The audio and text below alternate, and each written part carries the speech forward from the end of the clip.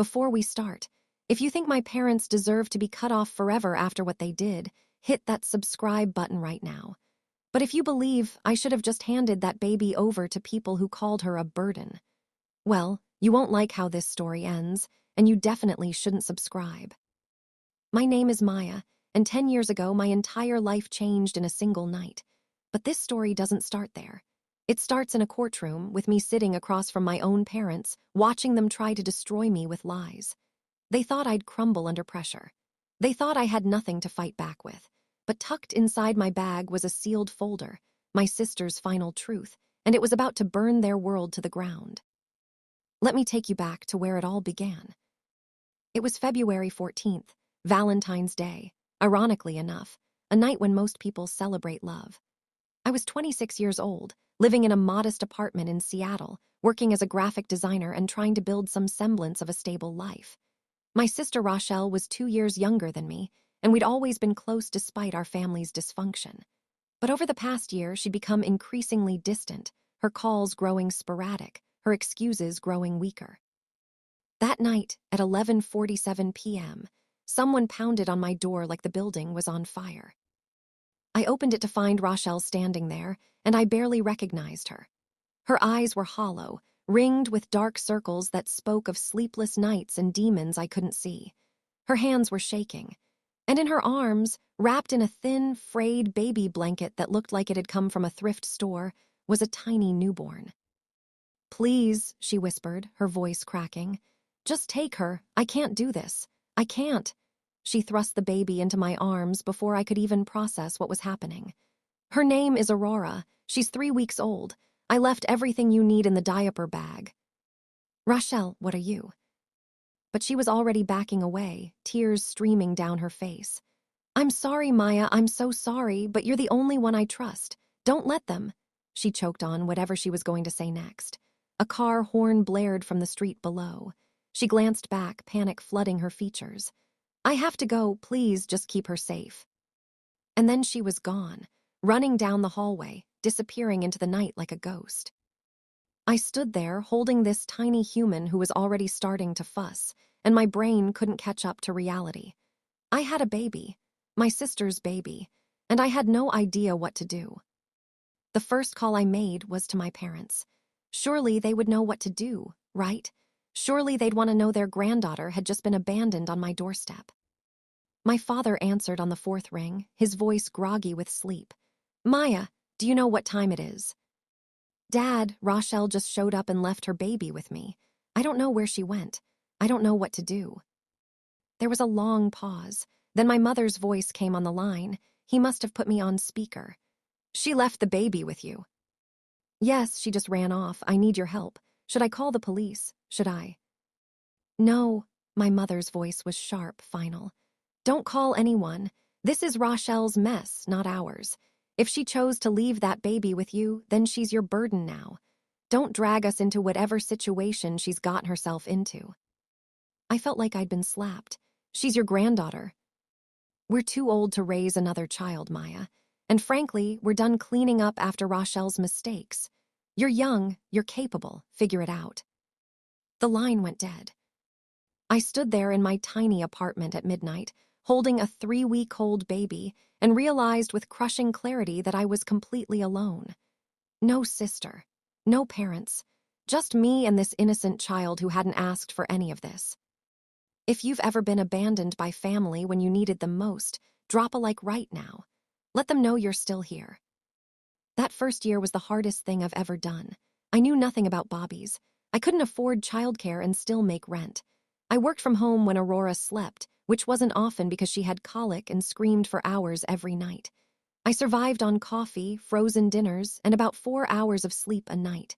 My savings evaporated. My social life disappeared. My career stalled.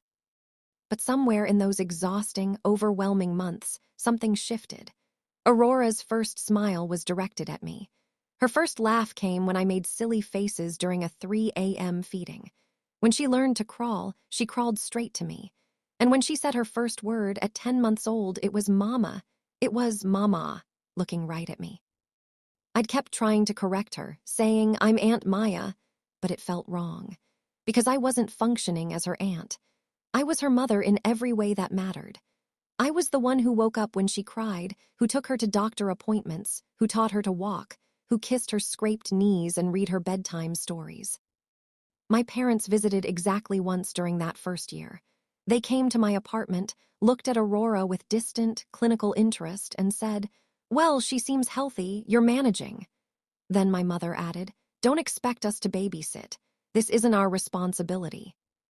That was the last time I reached out to them. For the next 9 years, I built a life. I found better freelance work, eventually landing a steady position at a design firm that offered flexibility. Aurora thrived. She was bright, funny, kind, everything good in the world. She started calling me mom naturally around age 3, and I stopped correcting her. She knew the story. I'd always been honest with her in age-appropriate ways, but biology didn't change our reality. I was her mom. She was my daughter.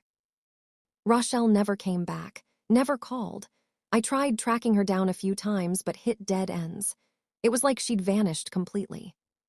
My parents, radio silence except for the occasional guilt text on holidays. "Hope you and the little one are well." Never her name, never a visit, never an offer of help. I made peace with it, or so I thought. Then, on Aurora's 10th birthday, everything exploded. I was picking Aurora up from school when I saw them, my parents, standing by the fence, waving. Aurora looked confused. "Who are they?" "Your grandparents," I said carefully, my stomach dropping.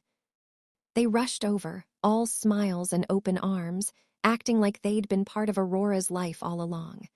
"Oh, sweetheart, look how big you've gotten. We've missed you so much." Aurora looked at me, bewildered.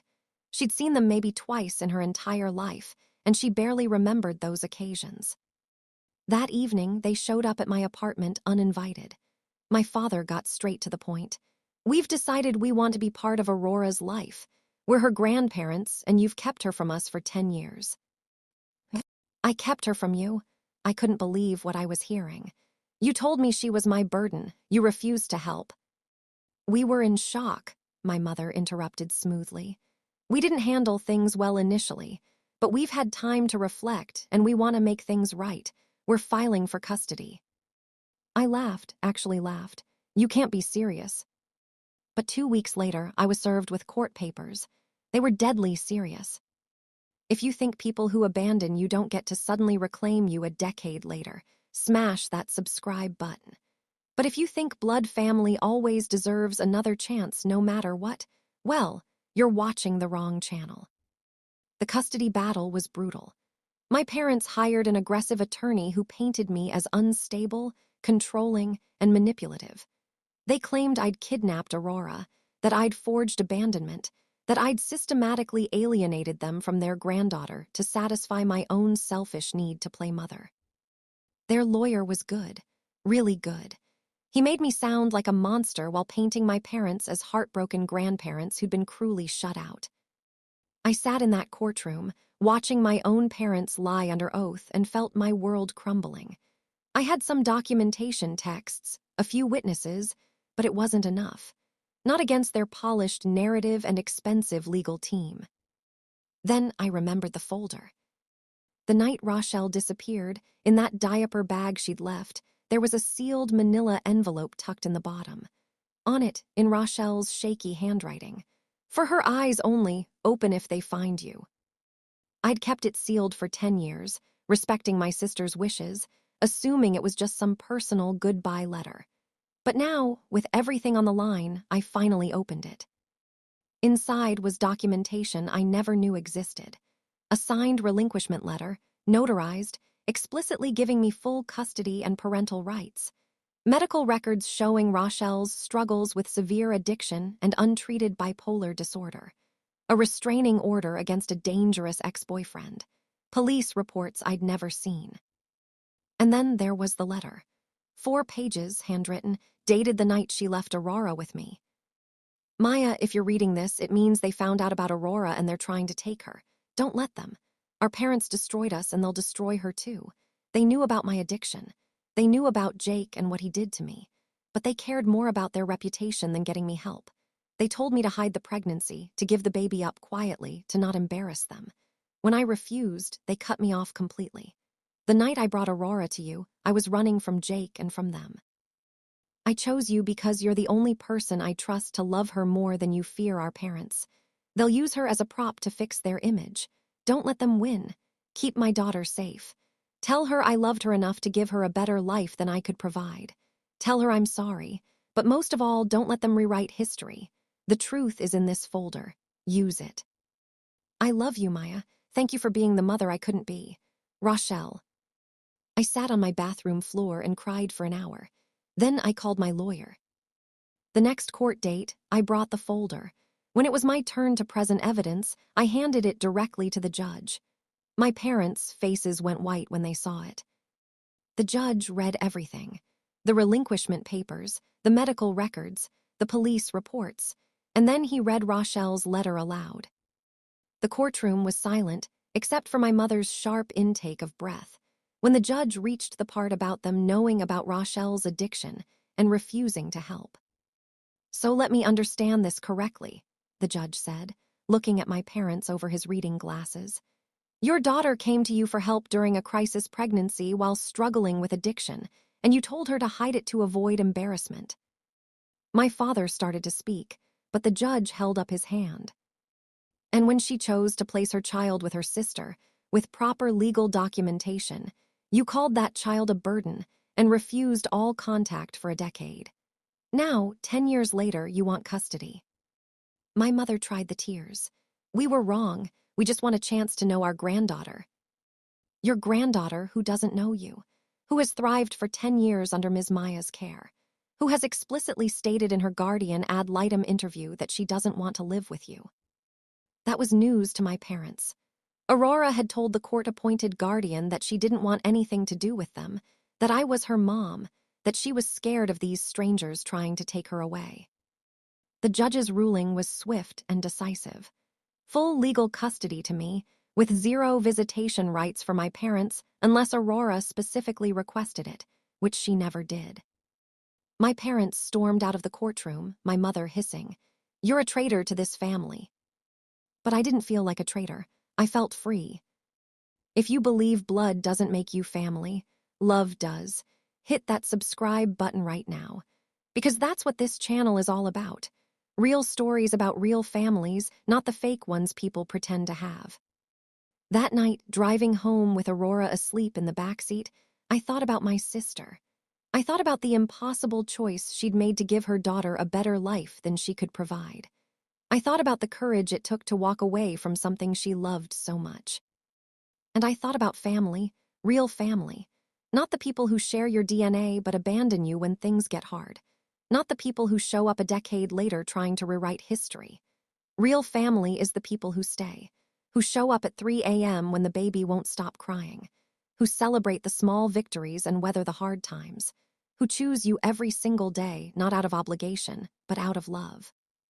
My parents tried to break me.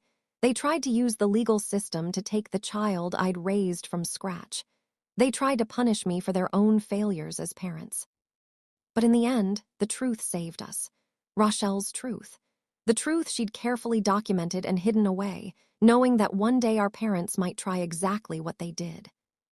Aurora is 13 now. She knows the whole story, age-appropriate versions as she's grown, and the full truth as she's gotten older. She knows about Rochelle. She knows about my parents. She knows about the custody battle. And you know what she calls me? Mom, just Mom, because that's what I am. Not her aunt who stepped up, not her guardian, her mother, in every way that counts. We've built a beautiful life, just the two of us. Is it conventional? No. Is it perfect? Definitely not. But it's ours, built on truth and love and choice. My parents send cards sometimes, trying to maintain the appearance of grandparents who care. We don't respond. Aurora has made it clear she has no interest in a relationship with people who called her a burden, who abandoned her before they even met her, who tried to use the legal system to take her from the only stable home she's ever known. Sometimes people ask if I feel guilty for keeping a child from her grandparents. The answer is simple. I didn't keep her from anyone. They abandoned her first. They made their choice 10 years ago when they told me she was my burden. I'm just honoring that choice. And honestly, I'm grateful. Because if they had stepped up, if they had helped, Aurora might have grown up in their toxic environment, learning to value appearances over authenticity, reputation over truth, image over love. Instead, she grew up knowing she was chosen, knowing she was loved fiercely and completely, knowing that family isn't about biology, it's about who shows up, who stays, who chooses you every single day. So here's my question for you. If you've ever been betrayed by the people who were supposed to protect you, if you've ever had to rebuild your life from scratch, if you've ever chosen love over blood, subscribe right now. Let's build a community of people who understand that real family is earned, not given. But if you still think my parents deserved another chance, if you believe I should have handed over my daughter to people who abandoned her, then go ahead and click away. This channel isn't for you. The truth might be painful. It might destroy relationships. It might force you to walk away from people you once loved. But the truth also sets you free. And sometimes, that freedom is worth everything. Drop a comment below. Have you ever had to choose between toxic family and your own peace? I read every single one. And remember, family isn't who you're born to, it's who you die for.